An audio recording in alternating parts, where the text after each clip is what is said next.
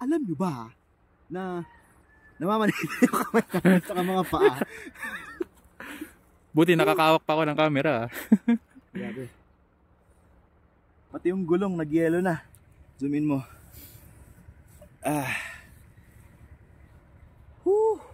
Sulat natin yung pangalan natin dyan.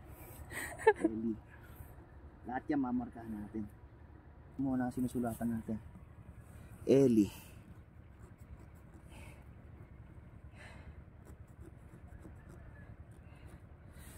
Okay. Ayun, doon pa tayo guys. Ayun, mas matarik pa yun yung last yung last 100 meters. Oh my god. Tugs.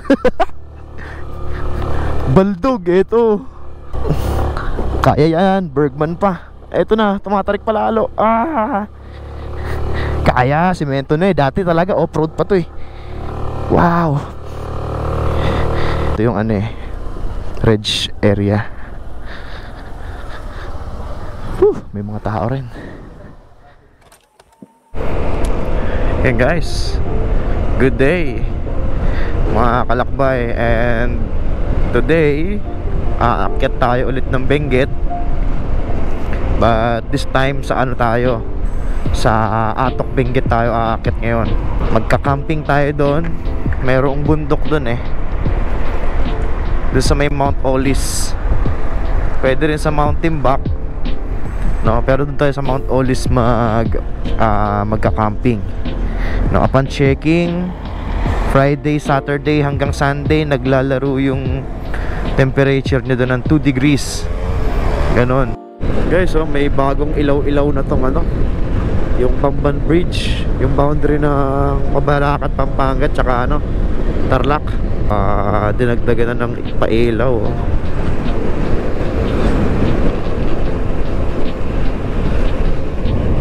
Welcome to Tarlac guys. We're officially here in Tarlac. Mga 100 something pa, 140 plus to 150 kilometers hanggang Baguio.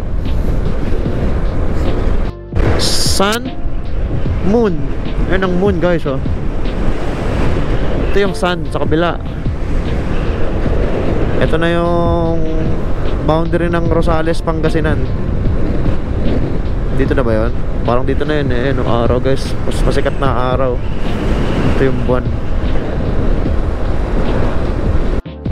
Na guys, dito na tayo sa may La Union. And sakto, blinking na yung ating gasolina. So from Shell sa Lawag, nakaabot siya hanggang dito sa may Shell La Union. Mga 200, almost kulang-kulang 260 kilometers. 260 kilometers yung full tank na itong Bergman natin. Ayan La Union. Welcome to La Union. Dito na yung paanan ng Cannon Road. Malapit na lang dito, mga 2 kilometro or less than.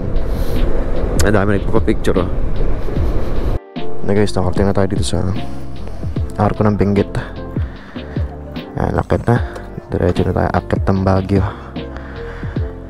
Ayan, Cannon Road na to, paakyat Camp 1 hanggang Camp 8. Let's go. Tiis lamig muna tayo. Ganda. Ganda, akit tayo ng Cannon Road na maliwanag. Woo!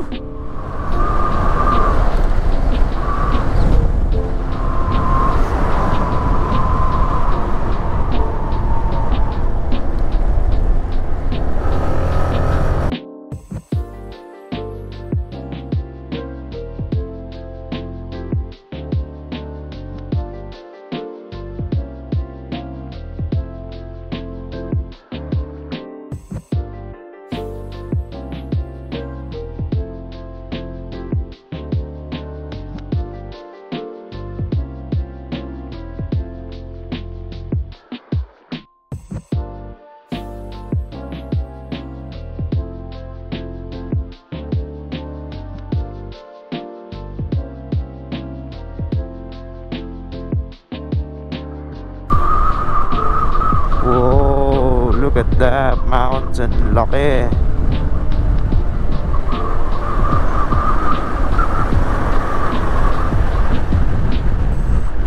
Laki oh.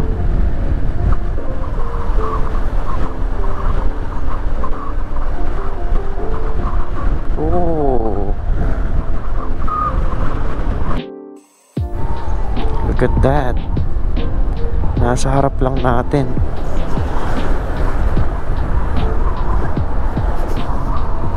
Wow. Wow. Wow. Ang laki, men. Wow.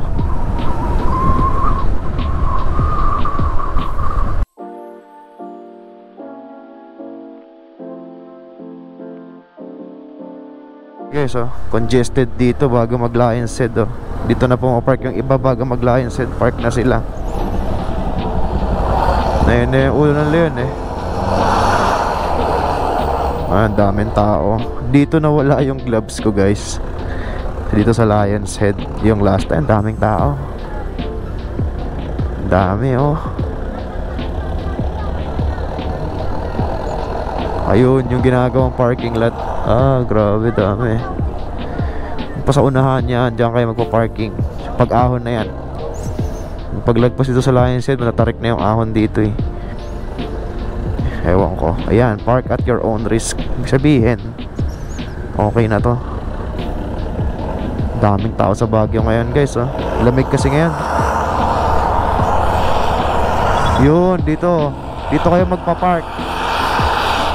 Ito, ginawa talaga to para parkingan.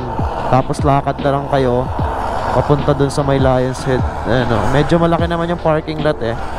Kaya hindi kayo magsisiksikan. Pero dahil nga ang daming tao eh, no, kita nyo ang dami oh. Okay, sige, dire-diretso na tayo. Guys, welcome to Baguio. Ayan oh. Ito na yung sikat na rotonda. Sa Quezon Road tayo. Kasi dyan yung papunta ng Burnham. Wow, daming tourist now. Come on. Kaya sa Monday na ako pupunta rito. Like, wala, barado. Saan kaya yung ano? And guys, Burnham.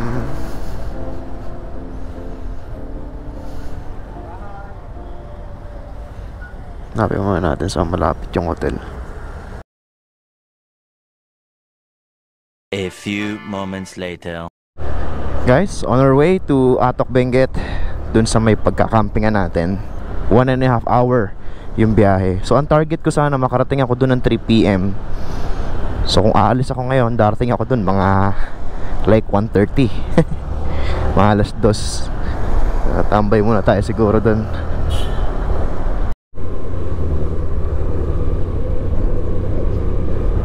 Ito na yung boundary, guys, ng La Trinidad and Baguio.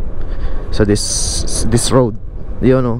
Kung yung nakita niyo yung checkpoint dun kanina, dito yung ano, boundary. Ito La Trinidad na to.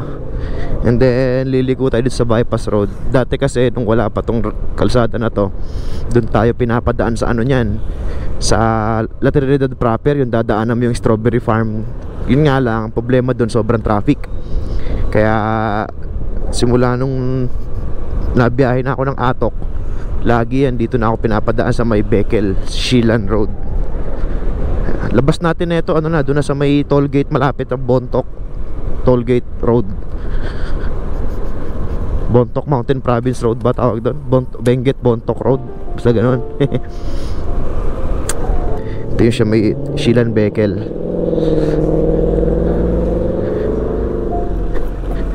Medyo ahon lang to.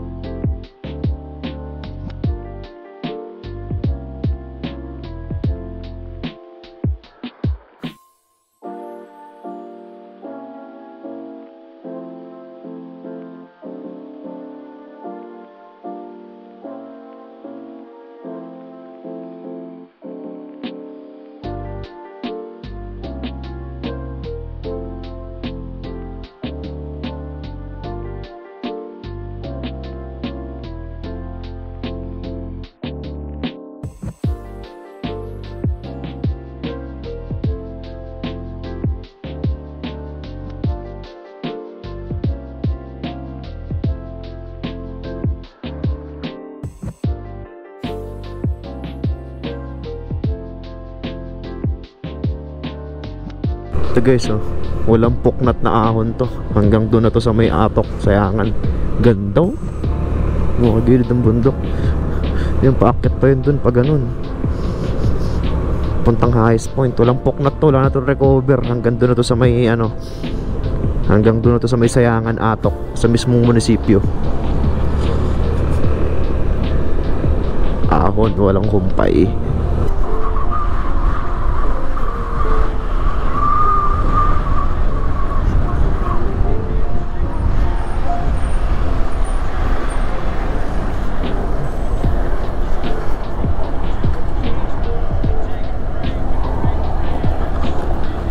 So guys, yan na, on the way tayo sa paakyat ng Mount Olis. So dito yung Halsema Highway, Mount Olis. Medyo ano yung sharp left na paahon. Paakyat yung Mount Olis. So dito tayo, eto. Dito rin yung papunta ng Heights Place, Sakura Farm, dito papunta. Dito, bali itong sharp left na to, tapos biglang bungad ahon dito. Yan, ito dire-diretso lang dito. Nung huli kong punta dito, nung pumunta kaming Mount Olis, medyo hindi pa ano yung kalsada eh. Ayun guys, so mapapansin mo pag hindi ka na sinaga ng araw, grabe yung lamig eh. Ang ano, namamanhid agad yung balat mo sa sobrang lakas ng lamig.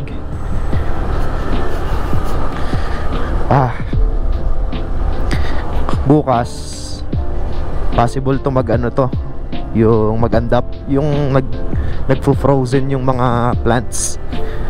Pakitin natin to.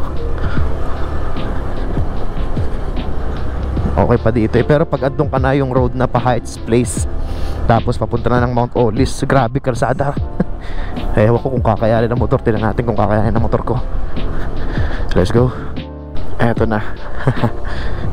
Oop.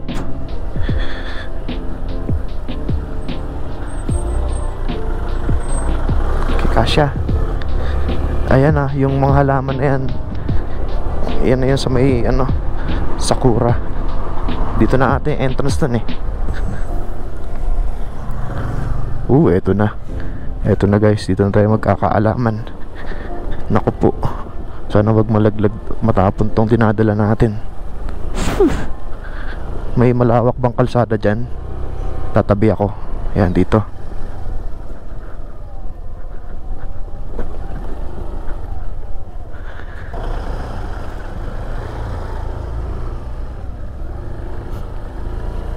Ayan o. Ayan na yung ano, Sakura. Ayan dyan. Nagfo-frost lahat ng halaman dyan. Nung last time na pumunta kami dyan, grabe. As in talagang ano, nag-yellow pati damo. Ayan, Sakura Park. Mount Olis diretso lang. 700 meters, malapit na yun dito eh. Ayan, yung taas na yan, yung parang kubo na yan. Ang bira, akitin natin ang motor yan, mga brother. Makasurvive sana tayo.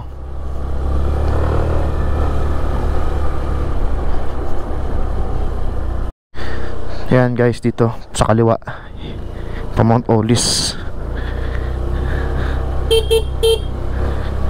Baka may makasalubong tayo eh. Like yung last 300 meters na ito, yun yung sinasabi kong ahon na matindi. Eto, baklubak pa. Huwag kang matatapon tubig, hindi pa naman nakakapit ng maigi. Uy, huwag kang tutumba, mahirap magpulot dito.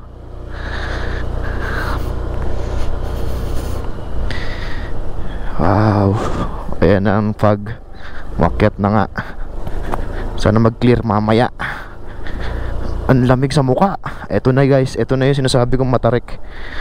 Eto na yun. Eto na yun, ayan na. Eto na. Semento na. Like dati kasi. Ayun o, tarik ko. Wah.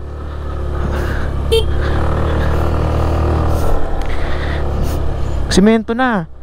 Dati yung dumaan yung kotse ko dito, ano to eh, sumasayad yung, ito yung gitnang lupa na yan, sumasayad yan sa ilalim ng kotse ko.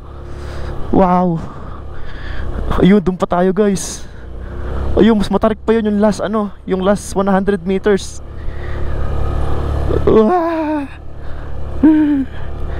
Oh my god.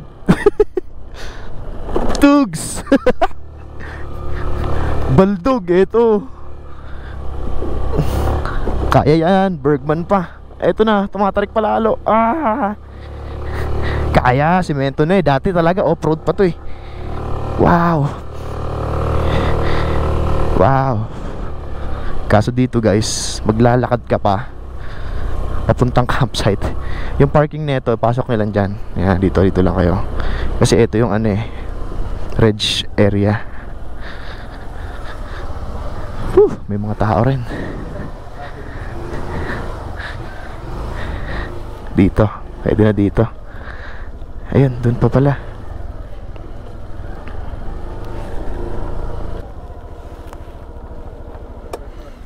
We're here guys. Yung campsite nila, lalakarin pa natin dun sa taas. Ayun yung mga binababa ng mga taong yan. Like, kung walang magka-camping tonight, ako lang mag-isa rito. Andiyan sa may taas yung campsite. Mga 3 minutes to 5 minutes walk.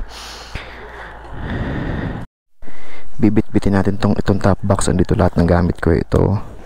Tapos ito, yung mga lulutuin natin. Bit-bit. Grabe. Hingal guys, oh.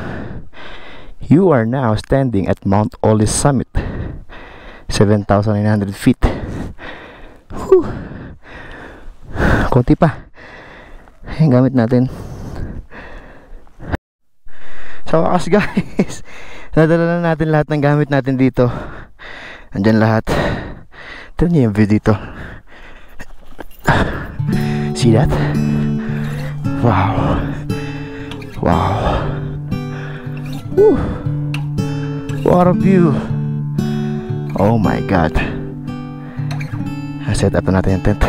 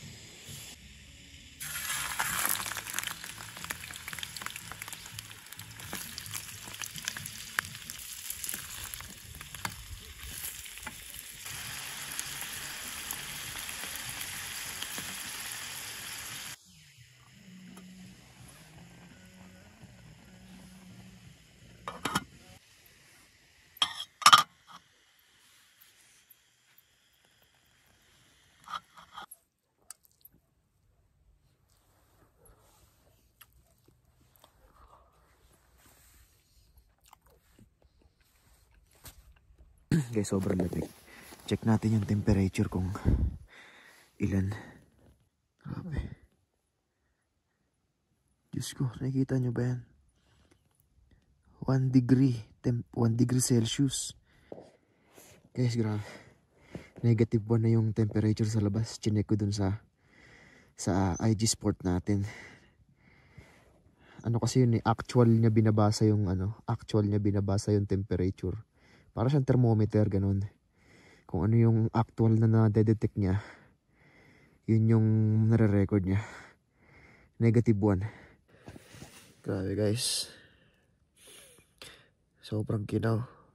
Like, sigurado bukas to yung buong paligid dito, yung mga plants, yung buong halaman dito magano. Puting-puti yung bukas, sigurado ako. Kasi last time nung nandito kami, 3 degrees lang yun, pero nag-andap. Grabe dito sa Mount Olis. Ang labig. Hindi ako makatulog.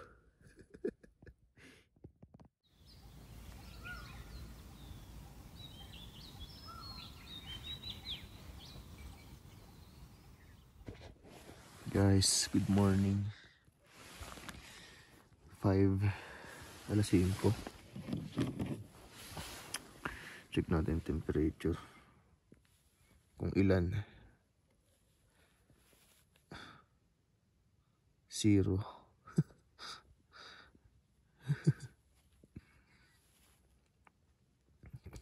Timpla na tayo ng kape. Gawin tayo ng kape.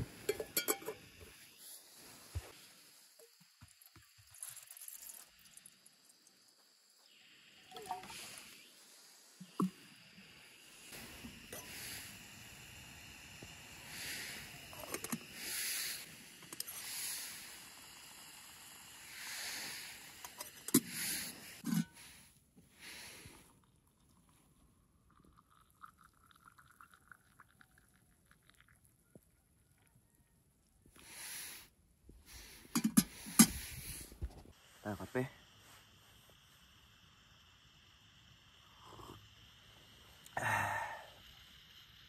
-1. Diyan naglalaro yung temperature natin ngayong umaga. Grabe. Ito ginagawa ko na lang painit tong butane ko. Nakabukas yung butane ko. Lamig. Ano na tong, ano ko 3 patong to Yung damit ko sa loob, tapos jacket na puffer jacket din, tapos outer na puffer jacket ulit. So 3 patong. Ramdam na ramdam mo pa rin yung yung lamig. Freezing point na -1. Guys, gabi. Kitang kita, yung Mount Pulag yan.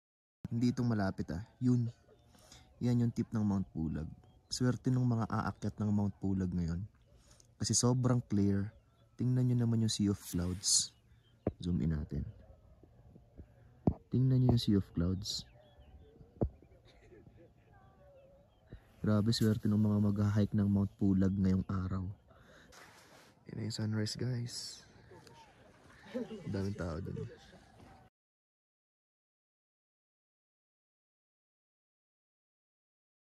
Morning guys. Halos ayan, pumuti na yung damo. Yellow yan guys. Nag-yellow na. Yun mga damo. Ikaw ba naman mag-1 Hindi ba mag-yellow yan? Nag-ice na guys. Wala na, yung green na halaman naging puti na Grabe dito. Naluto na yung report. Ayan luto na Nag-ice na. Look how massive. Guys, yung frost dito. As in, puting-puti. Zoom in natin. Grabe. Mga damo yan. Damo na naging white.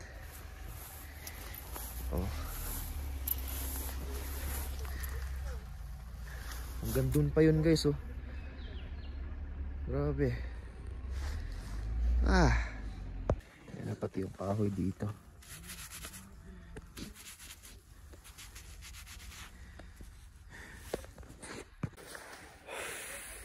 Tingnan mo gaano kalamig. Bubuga ako ng Grabe, tingnan nyo naman yung grass. Nag-froze. Frozen na.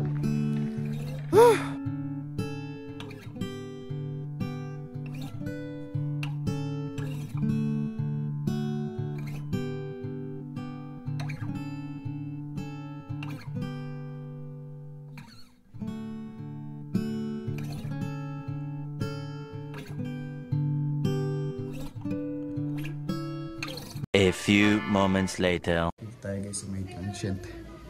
And yung view ng bintana ko, Mount Pulag. And then ayan na yung Northern Blossom Flower Farm. Yan mismo. Ito yung kama natin. Double deck o pwede pa. Pero tatlo, dalawa din sa baba. Isa sa taas. Tulog muna tayo guys. Di tayo nakatulog kayo na sobrang lamig. Na guys. Kakatapos lang natin maligo. CR pala yung CR nila. And may heater sila. Kaya kahit gaano kalamig dito, walang problema pag maliligo tayo. Yun nga lang, pagtapos natin maligo, pag lalabas na tayo ng CR, lamig na. Tanghali nga, pero malamig. Dami pa rin tao sa sa Northern Blossom. Yan. Daming sasakyan sa labas kanina, traffic nga eh. Okay.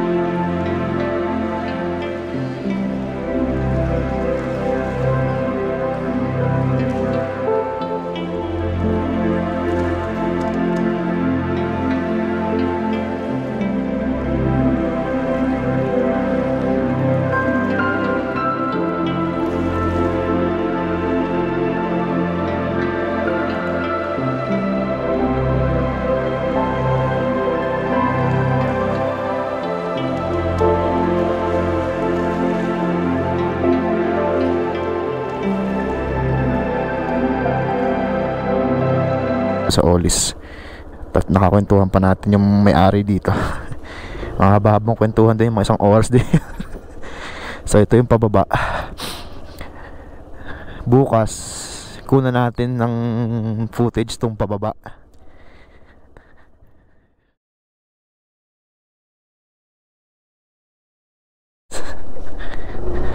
Pababa na tayo ng Mount Olis. Ayan, tiisin natin to. Ayan o, sa pagpababa ka rito, yan yung view mo. Medyo matarik lang, dahan-dahan tayo. Ayan o. Ayan, ganda. Oops. So yung last 200, last 100 meters dito yung matarik pa Olis. Tapos pag yung bandang baba nito, yung sa may Sakura, yan mga off-road. Ayan yung view mo dito guys oh. Ayan. Oh, ayan yung Mount Pulag. Ganda ng Sea of Clouds dun, oh.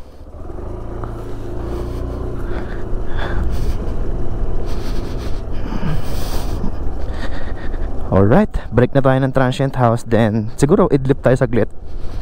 Pagkatapos natin umiblip, ligpit gamit. Then, baba na tayo ng Baguio. Doon na tayo mag-stay for another 2 nights. Ayoko pang bumalik ng Manila. Okay. Grabe guys, oh, ganda oh. Kitang-kita sa kanan mo yung Mount Pulag.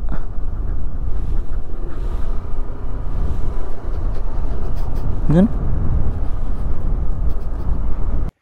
Tingnan niyo yung view ng kwarto ko guys. Nakasarado yung bintana eh. Sea of Clouds lang naman at Mount Pulag. Yan, Sunday, so close ang Northern Blossom Farm. Tignan niyo yung view ng CR. Pati CR, kahit ba? Oh. Close ang Northern Blossom Sunday. So pupunta kayo. Monday to Saturday lang sila. Kaya na guys, salisa tayo. Salamat sa Atok, grabe. What experience. Bababa na tayo ng Baguio.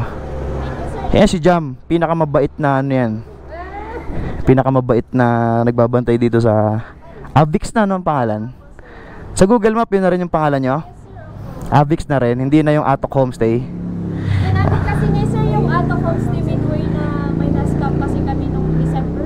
Ah talaga? Ginamit sa scam yung pangalan nyo. Kaya Avix na, so pagpupunta tayo ito Avix, A-V-I-C-Z.